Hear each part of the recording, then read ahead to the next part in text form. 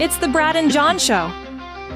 It is the Brad and Jon Show. Today's date is October 2nd. It's a Thursday. 2025 is the year. This is the C block, which means we start at right around 7:40, and we're 7:44. We're not too far off. Jon, should I do a quick recap of this for people who are listening to this, who are listening out of order on the podcast in the future? Yeah, a very quick recap, sure. Okay. It was a week ago Monday when Jon had the story about the fight that erupted. Was that in Michael Burton's campaign office? Is that where it would happen, Jon? No, it was at the St. Louis County Democrats Central Committee campaign office in South St. Louis County. Okay.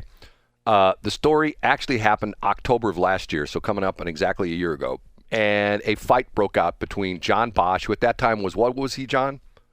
He was the executive director of the St. Louis County Democratic Central Committee. And Michael Burton was running for re-election to his state representative's office. Isn't that the correct situation as well? That's exactly right. Okay.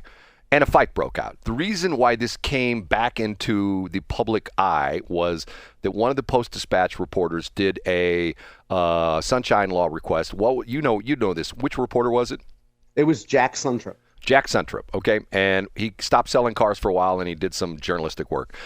Anyway, he came out, and he heard the fact that in the St. Louis County police file, there was a video of the fight.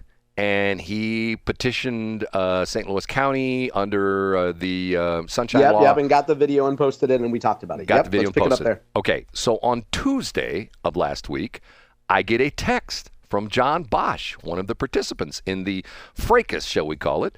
And we didn't talk. He texted me right after we got off the air, said he wanted to go on the air, wanted to clear the air, tell his side of the story, yada, yada, yada. And he said some people don't like hearing the truth. Right. He wanted to do the interview with no cuts. Right. Like we would edit it. I guess he doesn't know that the show is live. We do it live. And Brad, it's fair to say that he texted us Tuesday morning, probably within an hour or two, when Democrats in Missouri who listened to the show had shared it with him, right? So we're guessing he looked up your number and he texted you. So it was early. It was within 2 hours of the show. Oh no, it was in 45 minutes after the show was over. Yeah, okay, yeah. So other Democrats heard it, gave him a heads up about it, and he got, we can assume, through lack of impulse control, he looked up your name and reached out to you. And I said, yeah, he said all those things Jon said. He didn't want any cuts. I said, no problem. I said 7:45 tomorrow, and he agreed to that. But then he left. The last thing he texted me was, shall we say, and I still will not release what he said. Jon knows because I screenshotted Jon. And I do know, yeah. And wouldn't you consider that to be a very insensitive, probably at the least, comment that he made to me? Yeah, I would say tasteless, but it also shows the ignorance of Jon not knowing, not investing 60 seconds to think, I wonder where Brad is on a major recent event. I wonder if Brad would take kindly to making fun of someone's death. Jon's sort of giving a little bit more information than we should have given. Okay, so yesterday afternoon at 4:30, my phone rings. I answer the phone. I normally answer, if it's not a scam call, I normally answer, hello, Brad, Hildebrand, that kind of stuff. And this voice says, is this the guy from the Brad and Jon Show? It turned out it was Michael Burton, the other end of the fight. And him and I had a nice conversation. Now, here's what you're not going to like, Jon. He had no idea who I was, or no more importantly, who you were. Had never heard of you. Didn't know about Jon Combest. Well, hold on, Brad. Why wouldn't I like that? Because he's a state rep kind of guy. He should be on the down low. He should know about you. All those state people do. I mean, he should be on the down low. That's a very gay thing to say. Brad, I wouldn't expect a Democrat in the super minority of the Missouri House who's been around in politics for 10 minutes.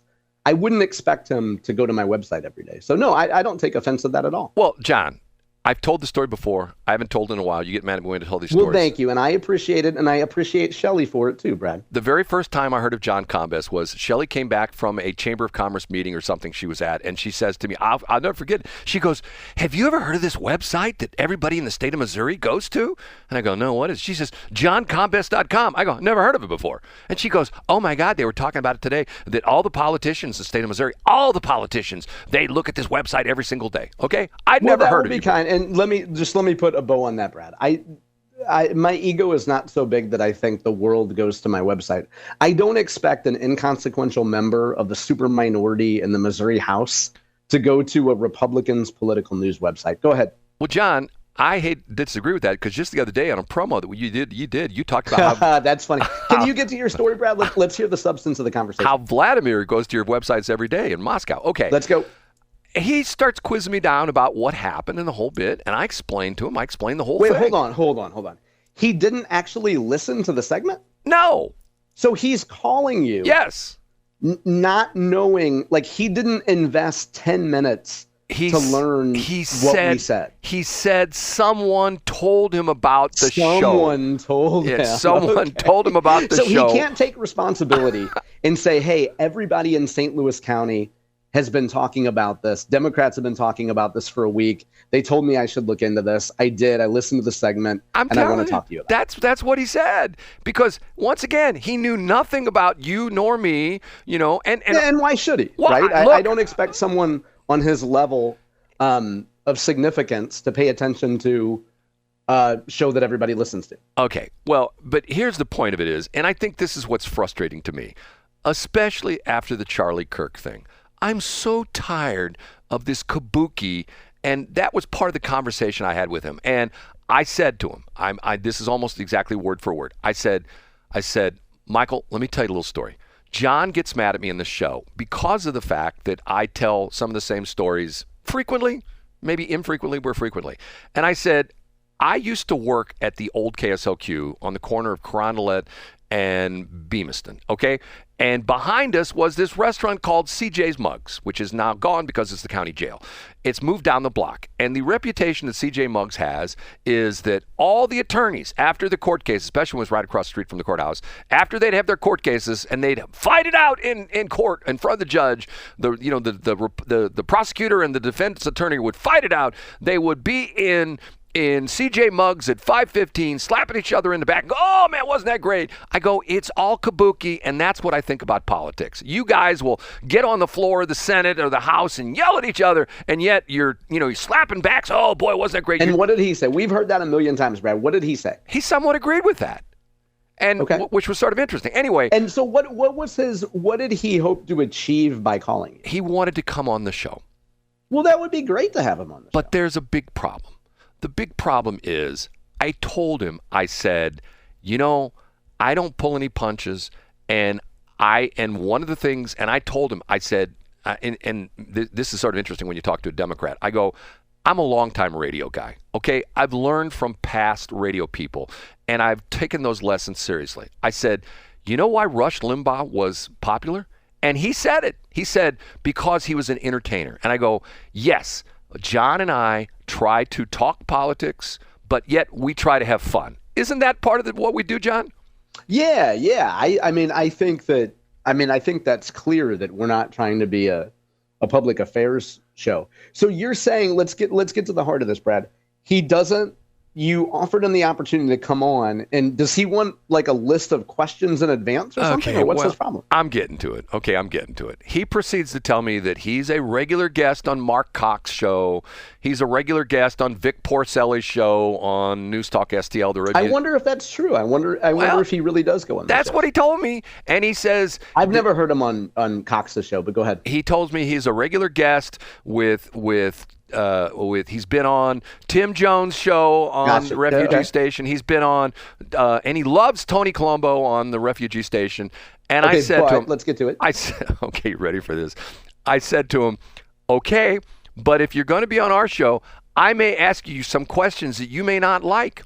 And he says, like what? And I said to him, I swear to God, this is true. I said, did it hurt when you got your beard pulled? And he immediately said, I'm not coming on your show. Because he says to me, I'm serious about politics. And I said, and I'm not. And that's what the conversation was. And so then he sort of backpedals. I go, look, I understand. Our show's not for everybody. I'm not Mark Cox. I'm not a former journalist, although I do have 2 journalism degrees. Right, we get it. Go ahead. We try to have some fun. We kid about stuff. You and I throw stuff back and forth all the time. Can you imagine, Brad? I'm sorry. I'm getting impatient with this. Can you imagine if like he actually listened to what we said on the show and how fair we have been to him over a period of time. This just shows the ignorance of people. Like, if I called somebody and said, hey, everybody's been talking about this segment, I would have invested 10 minutes in listening to what had been said before I call somebody blind. And as a Democrat and I had a conversation about recently, who shall remain nameless, when you're in a super minority, you attract people that have this level of execution, intelligence, knowledge. So you attract the type of people who get in public Hoosier fights at a campaign office. You attract people that call a radio host, agree to an interview, and then flake. You attract people who call a radio host and say, people said you're talking,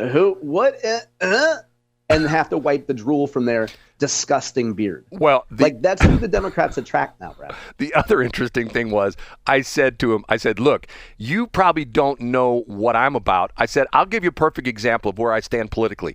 I got thrown out of a Bill Eigel fundraiser, which he found funny. He goes, right, of course you got so thrown out. Where did you end it, Brad? Well, here's the deal. I said to him, I said, our show's out there.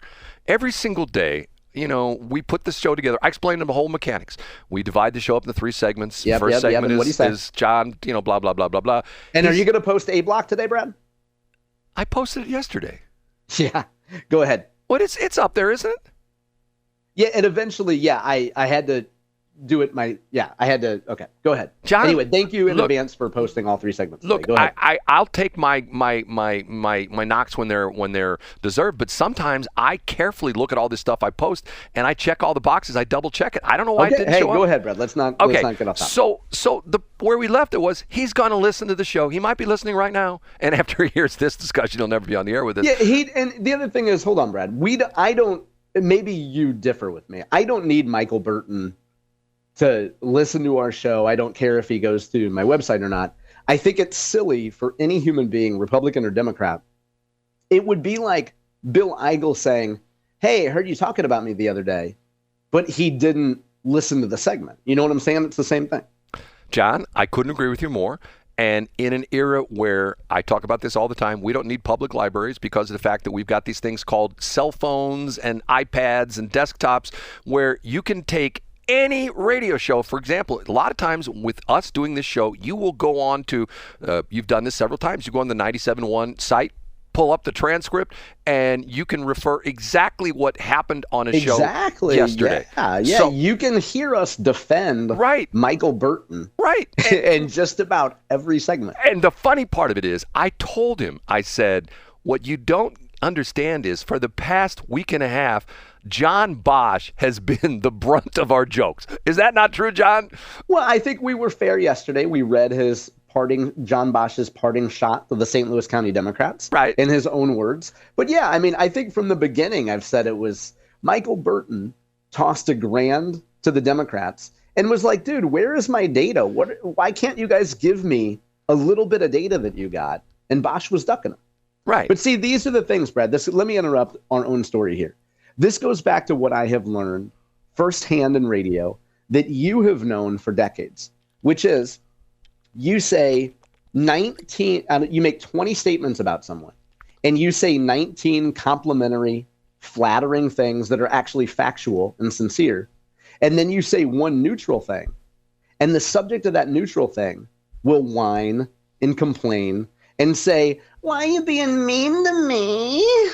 Because they refuse to acknowledge, or they're too ignorant to learn, the 19 previous positive things that you said. It would seem like this guy in the Democratic super minority is that level of sophistication. Well, I will go back to something I learned way back in the beginning of my radio career, and one of my bosses said to me, Brad, there's 3 impressions you can make in life: good, bad, and none is always the worst. So the point being is that if we're talking about him, we're giving him publicity. And quite honestly, I think that if you go back and listen to our shows, he comes out to be the good guy in this situation because Jon Boesch contacted me, agreed to be on the show, sent me a nasty, once again, we won't go into what he sent me as a text, and then he stiffs us on the show, and I'm going like, okay, maybe Michael Burton is the good guy in this deal, but then he calls me yesterday, and I'm going like, okay, maybe I'm just done with Democrats. Maybe I'm just done with politicians in general. And here's the thing, Brad, because you look at Democrats who execute well. So jokes aside, I used Camp Carnahan as a punchline yesterday, but Camp Carnahan was a group of Democrats that got together at Fopo Coco on July 12th, something around the time that House Republicans had their event. And Democrats had some top-notch speakers at Camp Carnahan teaching first-time candidates the ropes of how do you do call time? How do you build messaging? How do you do the nuts and bolts of campaigns? And these are working people who are not, the audience, I should say, are working people who are not professional politicians who have real jobs. So you need professional people in politics as an industry to teach them things. So there are professional people in Missouri Democrat politics who execute well. They're not amateurs. And frankly, they're not the type of Hoosier that gets in a fight at a South County campaign office. They're dignified, classy people. And then you have Hoosiers who get in a public fight. And then you have people who are professionals. So if you're a Democrat in St. Louis County or Missouri, who do you want to associate with? Professional people or a bunch of ham and egg Hoosiers? John, can I correct you on one thing? You're not going to like this. Please do. It's faux pas coco, not Fopo Coco. No, I think it's Fopo Coco. I think that you're a little bit of an elitist and you actually look at park literally. But it sounds better to say Fopo Coco. Faux is forest. Pa would be park. Is that the way the English language works? Thanks, Brad. Yeah. Can you remind us how many journalism degrees you have? 2, and they're 2 worthless degrees. I spent all that money and all that time for nothing whatsoever. Nothing whatsoever. But tomorrow we have a barbershop quartet, Brad. Okay, John, was it everything you hoped it would be today? It was fantastic. What a great C block we had, Brad. And thanks to all our Democrat listeners. Thanks for everything you've done this week and advancing the Jon Boesch narrative. I appreciate it. And when I leave the office today, I'll probably get my beard pulled again while I get assaulted in the parking lot, right, John? And you'll leave $20 on the dresser, Brad. Yeah.